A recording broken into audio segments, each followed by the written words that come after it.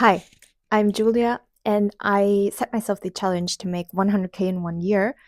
And yeah, stick around to find out if I can do it or not.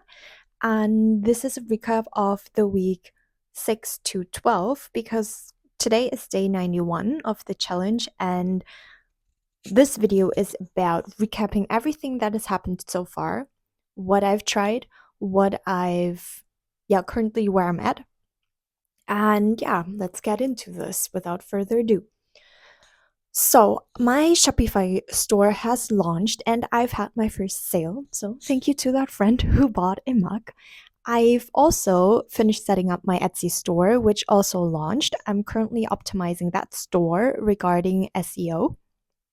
And I've found a tool, Sales Samurai, which I'm currently using to kind of get an insight on keywords people are using to search for items because I've realized I'm not getting the traffic that I need to my store. And so right now it's really about driving traffic. I've also started social media channels for that brand, Cute Treasures, but I gotta be honest, I've not been creating that much content on those channels yet since the launch of the channels, I've actually injured my knee and I'll probably need surgery because I tore my ACL. But nonetheless, I'm back and doing the challenge. So I know this video has been overdue for a while, but I'm here to recap everything. So yeah, Shopify store has launched, Etsy store has launched, first sale check. And now I need to set up my store on Amazon. I also tried two dropshipping products so far. The first dropshipping product I tried failed. It was a fireplace diffuser, and I gotta say, I wasn't sure about this product from the beginning because it wasn't the type of product I would personally buy. And I do feel like it is way easier as a beginner to sell something that you would personally buy and that personally speaks to you. So I then started testing my second product, which is an LED drawing board. And although the board itself is cool, I have to say the quality and the price are not really compatible because the buying price is already really high, I think, for what it is. And this price I have to sell the product at would be like 30 euros, and I'm not really seeing that. Like, I think there could be people who would buy that for that price, but I feel like the price value is just not really balanced. So I started researching for new products, and instead of doing it the way the coaching, because I'm in a dropshipping coaching, the way they recommend that, I'm actually going to just listen to my intuition, have people like myself be the target customers because I'm kind of like a girly girl, so I like stickers, I like those little things, kind of stationary stuff. So I want to test those and see where that goes. And one thing I noticed that's super interesting is that you may not have noticed, maybe you have, a lot of people are selling dropshipping products on Etsy. Etsy is actually a platform mainly for self-made products, and I'm selling my mugs that have my designs on them. But I know there are a lot of people selling dropshipping products on Etsy that look self-made. So I'm really thinking about definitely testing a dropshipping product on Etsy and see how that goes. So I'll keep you posted on that.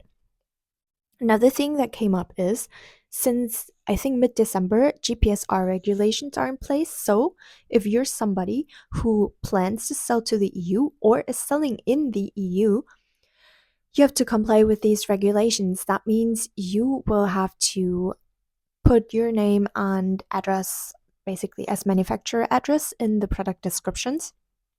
That means you don't have to use your personal address. I would totally recommend renting it's like a virtual office. It costs you like 30, 40 euros per month. And then you have an official address that you can use, and you don't have to use your private address. And besides that, you also have to include details like warranty and other details about the products, especially for kids' toys and electronics. Since I'm not selling kids' toys or electronics, it's a bit easier for Max, but definitely keep that in mind. And even if you're selling print on demand, check with your print on demand provider and see that under their section GPSR what they have on like regarding information for the product. Another thing I definitely learned so far in this journey is you cannot start a dropshipping or an online business with $0 or euros. It's not possible. You need capital, and I would say you need at least 500 euros and probably more.